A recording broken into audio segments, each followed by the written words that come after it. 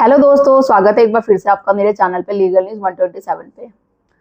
दोस्तों, आज की वीडियो बहुत ज़्यादा इंपॉर्टेंट होने वाली है। चैनल पे आप मेरे नए जुड़े हैं तो चैनल को लाइक करना, शेयर करना, सब्सक्राइब करना बिल्कुल मत भूलिए। साथ ही बेल आइकन दबा दीजिए ताकि आपको टाइम टाइम से मेरी वीडियो की नोटिफिकेशन सबसे पहले मिलती रहे। अगर दोस्तों, जैसे आपने मेरा थंबनेल देखा, आप बीवी को बीवी मानने से इनकार कर दें तो मेंटेनेंस देने की आपको ज़रूरत ही नहीं पड़ेगी।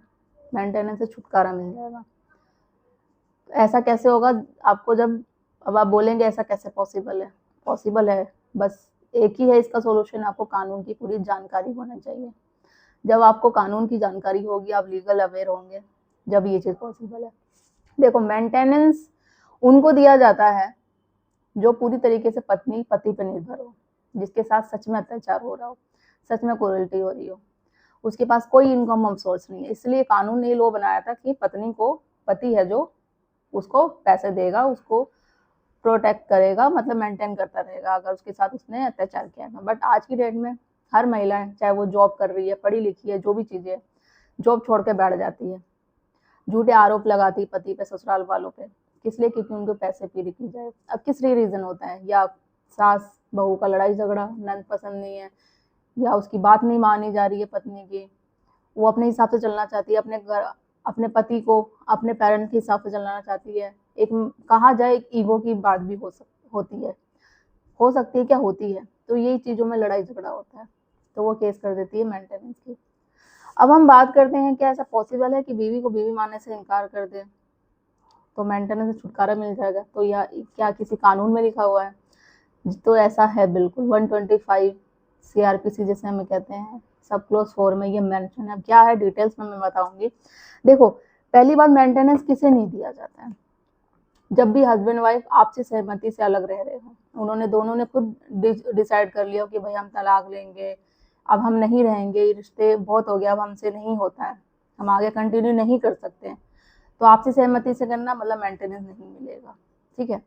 दूसरा, कि अगर आपकी पत्नी अडल्ट्री में हो, वो और किसी के साथ रिश्ते में हो, आपने के पास एविडेंस हो, सारी चीजें हो, कोर्ट में भी आपने प्रूव कर दिया हो, तो फिर नहीं मिलेगा। थर्ड हमारा होता है बिना किसी रीजन के, ठीक है, बिना किसी आधार के पत्नी छोड़ के चली गई हो, तो उसे भी मेंटेनेंस नहीं दिया जाएगा। और 125 साफ ये क्लोज 4 मेंशन करता है कि बिना किसी रीजन के छोड़ के जाना पत्नी को पत्नी नहीं मानती है। तो इसमें क्या होता है, जब भी आपके बीच में लड़ाई झगड़ा होता है, पत्नी क्या करती है, जैसे कोई भी रीजन मैंने बता दिए, चली गई मायके छोड़ के, मायके जाके बैठ गई आपका ससुराल छोड़ के, 2-4 महीने रह गई, 5-6 महीने जो भी रहेगी, अब वो सोचती है कि भाई पति आ जाए मेरे को मनाने, मैं उसको झुकाऊं, मैं क्यों जाऊं, वो मेरी बात माने, जैसा मैं बोल रही हूँ वो सारी चीजें करे, सास मेरी बात माने, ये जो भी माने, अपनी डिमांड है, जो भी उसकी चीजें एक्सपायरी, जो भी है, जो आपके साथ सेम सिचुएशन हो रही होगी वो आप देख लीजिएगा। बट ऐसा होता नहीं है।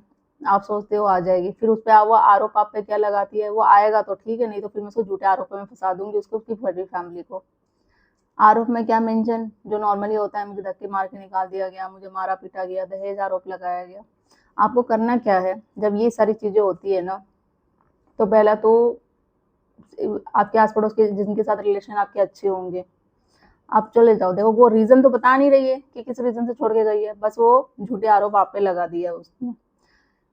अब जब भी पत्नी बिना किसी रीजन के छोड़ के जाती है ना, ये आप टेंशन लेना बंद कर दो कि आपको कोर्ट में प्रूव करने पड़ेगा। ये सारी जिम्मेदारी होगी पत्नी की, क्यों वो क्यों आई है, रीजन क्या है उसका छोड़ के ससुराल वापस जाने का, और सबूत उसको करना पड़ेगा। वो सबूत नहीं कर पाएगी तो केस वैसे ही खत्म हो जाएगा। बिल्कुल, ये जिम्मेदारी वाइफ की होगी, प्रूव करना, कोर्ट में साबित करना। वो अपनी पत्नी धर्म का जो पालन है वो नहीं कर पा रही है, बिना किसी रीजन के अलग रह रही है, ससुराल छोड़ के चली गई, तो 125 क्लोज 4 साफ मेंशन करता है कि वो पति धर्म का पालन नहीं कर रही है, वो रीजन नहीं बता रही है, बिना रीजन के, जिसे कहते हैं ना, बिना युक्ति युक्त कारण के अलग रह रही है, तो इस चीजें में वो अपने पति धर्म का पालन नहीं कर रही, तो उसे मेंटेनेंस नहीं दिया जाएगा। और आप भी कर दो, 2-4 पड़ोसी ले जाओ, कर दो भाई, जिस दिन मैं तो हमारे ये दोस्त पड़ोसी साथ में हम लंच कर रहे थे, सारी चीजें थी, ये जो भी है, नहीं भी थी, देखो पत्नी तो कोई गवाही दे ही देगा, आपका रिलेशन अच्छा होगा तो रिलेशन बस बना के अच्छे रखने चाहिए। गवाही दे देंगे कि हाँ ऐसे ऐसे पड़ोसी भी आपके, या कोई रिलेशन में फैमिली हो, कोई भी हो रिलेटिव, कि हाँ इस तरीके से तो वाइफ तो इनकी घर की बहू तो ऐसी आराम से जा रही थी, ऐसा तो लग नहीं रहा था कि किसी ने धक्के मार के निकाला हो, मारपीट के निकाला हो। तो वही बात खत्म। फिर कोर्ट तो पूछेगा भाई ठीक है आपसे वो धक्के मार के निकाला गया, जबरदस्ती घर से बाहर निकाल दिया गया, आपके साथ मारपीट की गई, तो सबूत तो दिखाओ। सबूत तो दिखा ही नहीं पाएगी। पूरा जो फुल प्रेशर है ना पत्नी पे ही जाएगा, आप पे नहीं जाएगा। तो यही चीज होती है। तो केस मतलब वो होगा, केस शुरू होने से समझ लो केस खत्म ही हो जाएगा, क्योंकि साबित तो कर ही नहीं पाएगी। वो उसका क्या रीजन है, रीजन तो पर्टिकुलर दे ही नहीं रही है। वो झूठे पे झूठे आरोप बस लगा रही, कभी कुछ कह रही है, कभी कुछ कह रही है अपनी उसमें, ठीक है, ड्राफ्टिंग में। तो क्या चीजें हो रही है, क्या वो रीजन बता रही है, कभी एक बात पे टिक नहीं रही है। सबूत मांगा जा रहा है, सबूत है नहीं। तो आपको अपने पे प्रेशर लेने की जरूरत नहीं है कि भाई अब उस पत्नी ने केस कर दिया, ये अब छोड़ के चली गई और मेंटेनेंस की डिमांड कर रही है तो अब मुझे करना पड़ेगा। आप अपने पे प्रेशर, नॉर्मल पति क्या होता है, अपने आप पे प्रेशर ले रहे हैं। जो आप मेन केस लड़ते हो ना 125 सीआरपीसी या जो नया हमारा कानून है 144 बीएनएस, 125 सीआरपीसी 8 क्लोज के हिसाब से लड़ते हो।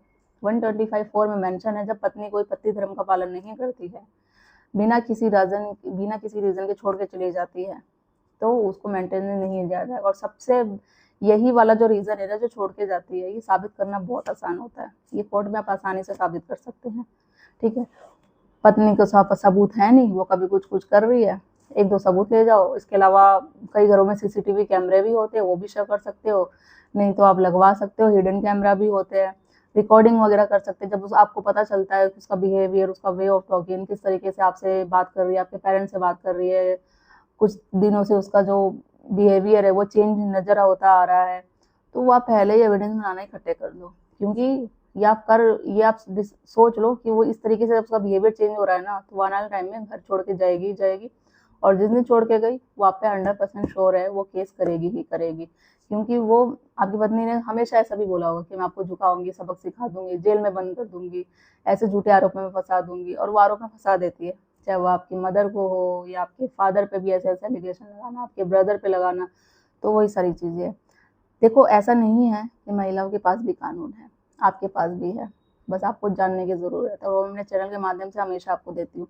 इससे फायदा क्या होता है, जब आपको कानून की जानकारी होगी, आप लीगल अवेयर होगे कि हाँ हमारे पास भी अधिकार है, पतियों के पास भी है अधिकार, बस जानने की जरूरत है। इससे आप अपने एडवोकेट को बता सकते हो, कोर्ट में आप अपनी बात रख सकते हो कि इस तरीके से नहीं, इस तरीके से भी ये धारा है, इस तरीके से भी ये कानून है, इस तरीके से भी ये केस लड़ा जा सकता है, मेंटेनेंस को देने से बचा जा सकता है। बहुत सारे हैं कानून, ठीक है। और अगर नहीं भी हो सकता तो इससे क्या होता है, एक फायदा, सबसे मोस्ट इम्पोर्टेंट फायदा ये भी, आप अपना केस खुद भी लड़ सकते हो जब आपको कानून की जानकारी होगी। तो कानून ऐसा भी कहता है, जरूरी नहीं है कि आप एडवोकेट ही हायर करो, आप खुद भी लड़ सकते हो। बस होना क्या चाहिए, आपको कानून की जानकारी होनी चाहिए। तो बहुत फायदे होते हैं, ठीक है। और वो जो चीजें मैं टाइम टाइम से देती हूँ आपको, तो यही चीजें हैं। जब पत्नी धर्म का पालन नहीं करेगी, बिना किसी रीजन के छोड़ के जा रही है, वो साबित नहीं कर पाएगी। और ये साबित करना आपके लिए बहुत आसान है कि वो बिना किसी रीजन के छोड़ के गई है। तो वो आप कोर्ट में प्रूव कर दो, एक दो एविडेंस ले आओ, जैसे मैंने बोला किस तरीके से एविडेंस इकट्ठे करने हैं, कोर्ट में प्रूव कर दो।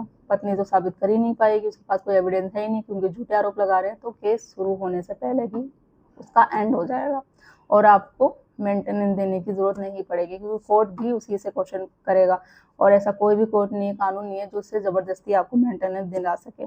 बस करना क्या है, आपको फाइट करनी है। मेन पॉइंट हमेशा कहती हूँ ना, मेरिट्स पे लड़िए आप, ठीक है। तो उन पे लड़िए, देखना जीत आपकी होगी। और ऐसे बहुत रीजन है ना देने के, जजमेंट भी अब आजकल आ चुके हैं, ये सारी रीजन है। अभी बहुत सारे लोग मुझे कमेंट में करते हैं कि नहीं ऐसा नहीं है, मेंटेनेंस तो देना ही पड़ता है, चाहे कुछ भी हो जाए, वो सारी चीजें हैं, चाहे कुछ भी कर लो, बट ऐसा नहीं है। आप अपनी सोच बदलो। मेरा मेन मकसद क्या है वीडियो बनाने का, कि आपको मेंटेनेंस देने ना पड़े, या आपको तलाक इस तरीके से मिल जाए। जो भी आपका केस कोई भी चल रहा है, चाहे वो डीवी हो, 490 मेंटेनेंस चल रहा हो, तो इन चीजों से बचा जा सकता है। केस खत्म भी हो सकते हैं, मेंटेनेंस लेने से भी बच सकते हैं। बस जानकारी आपको होनी चाहिए। ऐसा नहीं है, बहुत लोग नहीं लड़ पाते हैं, उनको पता नहीं होता इस तरीके से मेंटेनेंस, वो डर के कारण बोलो या टेंशन में, डिप्रेशन में वो एग्री हो जाते हैं देने के लिए। पर जब आपको नॉलेज होगी, पूरी जानकारी होगी, जब भी आप मेंटेनेंस देने से बच सकते हैं। तो आशा करती हूँ आपको वीडियो अच्छी लगी होगी। अच्छी लगी तो ज़्यादा से ज़्यादा लोग तक शेयर करिए, चैनल को सब्सक्राइब करना बिल्कुल मत भूलिए। जल्दी मिलती हूँ मैं कैसे इन्फॉर्मेटिव वीडियो के साथ, तब तक के लिए थैंक यू।